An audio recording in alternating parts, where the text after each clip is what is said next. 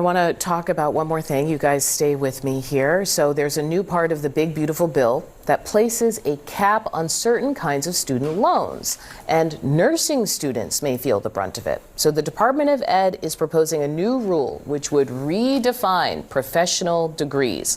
That includes pharmacy, dentistry, veterinary medicine, but not nursing. And that means that could cut down their student loan access.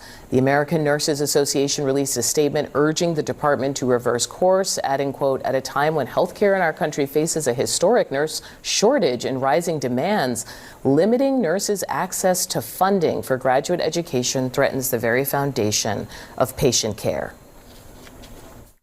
Can you imagine going to school for years and then your degree is suddenly just wiped out of the list of professional options? How about they go to school for 6 years and get a master's and see how professional that is? As someone who has been studying my ass off for 2.5 years in a doctorate of nursing practice program, to now be told that my profession is not professional is beyond disrespectful. Joining me now, Anya Kamenetz, journalist and author of Generation Debt. Anya, thanks so much for talking with me, because this is not just about the classification, right? This is about money. This is about whether or not you can get help with those degrees. Talk about the proposal. That's exactly right. So as part of the so-called Big Beautiful Bill, the access to PLUS loans has been severely reduced or eliminated. And PLUS loans were for graduate school, and they had no cap. Now, that can be a problem because it means mounting debt. But there's an exception to the PLUS loan rule, and that was for professional students. Professional students were able to borrow up to a $200,000 aggregate limit. And now the problem comes where they're saying, well, nurses are actually not part of that list of professions. And just to note, they did include chiropractors, they did include professors of theology, but they've excluded, the backbone really of the healthcare profession in the United States, almost 5 million people. Can you talk about the implications for this in education, but also in the nursing profession? People who do this work, they're very committed to it. I don't see them just suddenly saying, I'm not going to do this anymore. But are there impacts that maybe some of us aren't understanding? So we should clarify, there are levels of nursing that you can practice with an associate's degree and a bachelor's degree. And so this change really impacts those who choose to go on in their profession to earn graduate degrees, which enable them to do things like diagnose and prescribe medication, lead research, and perhaps teach other nurses. And so what happens beyond that, if they lose access to these loans, which is, overwhelmingly what it takes to complete that professional certification, that might impact space at nursing schools, because these graduate students might be funding slots that other students are taking in the bachelor's degree program. So it impacts the pipeline of the profession. It impacts the professional expansion for nurses as they go through their careers, and it might impact the space for other folks. As we heard, there is obviously a huge healthcare shortage in this country. Yeah, even general practitioners, especially in rural areas. We don't have a lot of time left, but I did want to get your point of view on this idea that some of these jobs that are no longer on the list are jobs that are disproportionately done by women. Oh my gosh. I mean, almost 9 out of 10 nurses are women in the United States. And I think you heard from the folks on TikTok, right? There's a feeling of respect. What are we able to call a profession? What are we not calling a profession, even though they may be performing very much the same work to keep people healthy? That's Anya Kamenetz. Thanks so much for talking with us. Just when you think it couldn't get any worse, American nurses, you in danger, girl. The Department of Education just made a massive change that is going to cost you thousands, maybe tens of thousands of dollars. Under President Trump's Big Beautiful Bill, this act, the definition of professional degree has been revamped. And we just got left off the list. This isn't about titles. This is about excluding nursing graduate students who could lose access to specific federal loans and loan forgiveness programs that were previously available to professional degrees.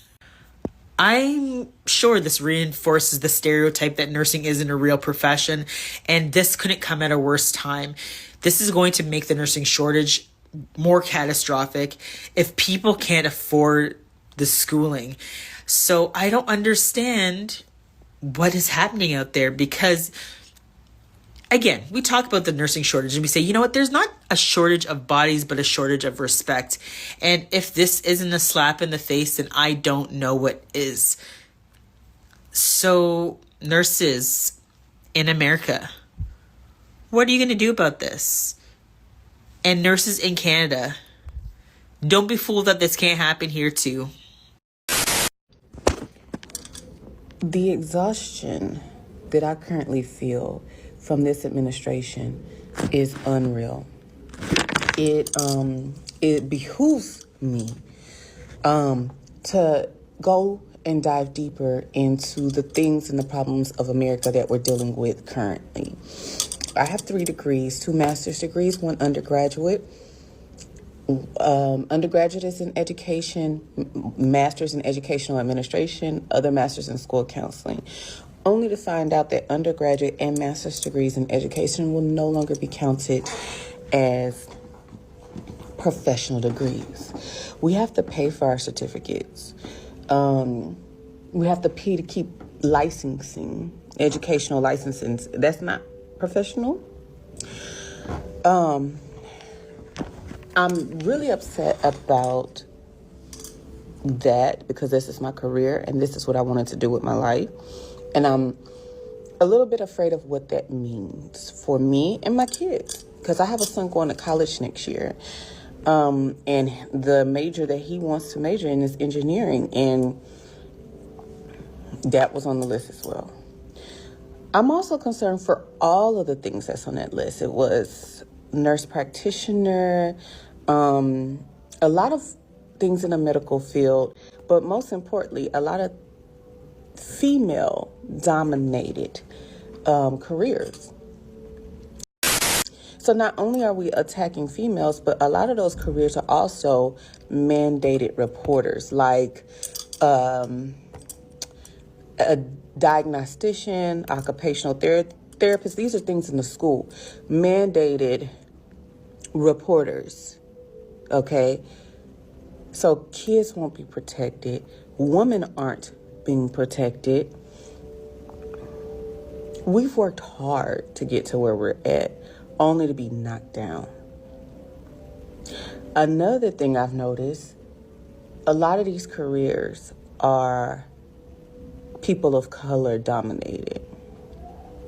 So because they haven't been able to rage bait us any other way, we have literally been staying down and staying quiet. They're trying everything they can to get us to react.